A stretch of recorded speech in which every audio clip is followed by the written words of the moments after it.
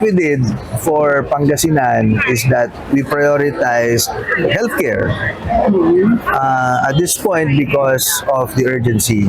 People are getting sick, people are dying, and there are people who are not being attended by the hospitals or physicians because they don't have the money to go to a hospital or to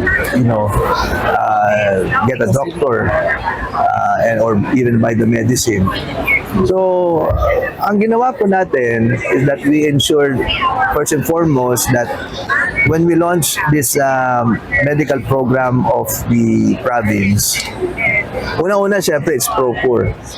But it's not only for the poorest of the poor, but it is for everybody because that is the whole essence of the universal healthcare law. Yun po yun, para sa lahat ng Pilipino.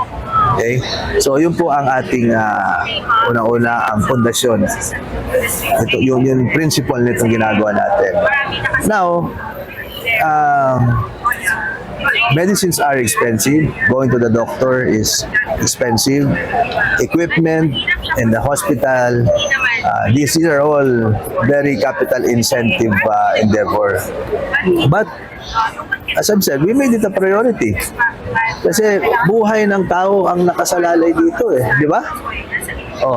It may be very unpopular at first and people will not understand the importance of what we are doing because hindi mo naman may papaskill yung mukha mo sa paggagamot or whatever, no?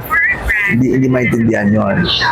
Kasama po dyan yung kailangan o pag may nakita kang issue sa kanyang breast, do you have a mammogram to send your patient? Kasi yung first patient encounter is titignan ka, check up, tignan yung blood pressure mo, yung katawan mo, o pag may reklamo ka, masakit po yung breast ko.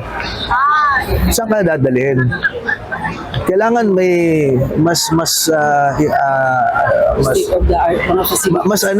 thorough na examination sa iyo. So hindi naman pwedeng kapakapa lang yan, visual. Hindi. Kailangan dali mo sa ospital. And sino may capability to do that? Di ba? Yun yung service delivery na kailangan nating gampanan. Mahal po yun. No? Pero kailangan nating sugalan and we are able to do it because we have established hospitals. We have almost 400 doctors na nasa ospital po natin. Nurses, ang dami po yan. More than 3,500 po ang empleyado natin sa ating mga ospital pa lang. So, ibig sabihin, the province is capable to deliver the service na hindi na natin iniisip na may babalik yung 17 because that is the preventive healthcare program. Sa pamamagitan po ng yakap, natitingnan natin yung kalusugan at kalagayan, no, ng ating mga kababayan. Initially, alam na lang natin kung may high blood siya, may diabetes siya, yung simpleng lang sa pagtingin visually ng isang doktor, parang ibang kulay mo, parang pale ka, I think low blood ka, I think mataas sugar mo or whatever, doon ma-determine. But a lot of them needs a more thorough diagnosis. So, kailangan mo na laboratory works, testing, and you need to have all the specialists. Okay? So, yun po yung sinasabi ko. Huwag natin i-focus yung 1,700 pesos. Ang i-focus po natin is the delivery of the service. Now, meron pong mga batas na naipasa ang ating gobyerno, and one of this is the UHC. Okay? But it is very hard to implement kasi capital intensive. It takes everybody to be on board para embrace nila ito, and that was the challenge initially when we launched this, the konsulta, weekly konsulta. Yun muna yun. That was I think 2024, early 2024. Naging problema po, marami po sa mga kasama po natin, ang inisip is right away, the 1,700 pesos of then consultant, now it's called Yakap.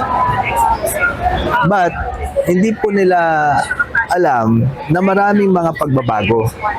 And I'm sure kung ano yung mga policies ngayon, maaring ma-revise next year or the years to come because I assure you, Pangasinan is now the model. Pag naging successful po tayo, ito po ay i-roll out at ipapaalam din sa iba pong mga lugar at ibang mga probinsya.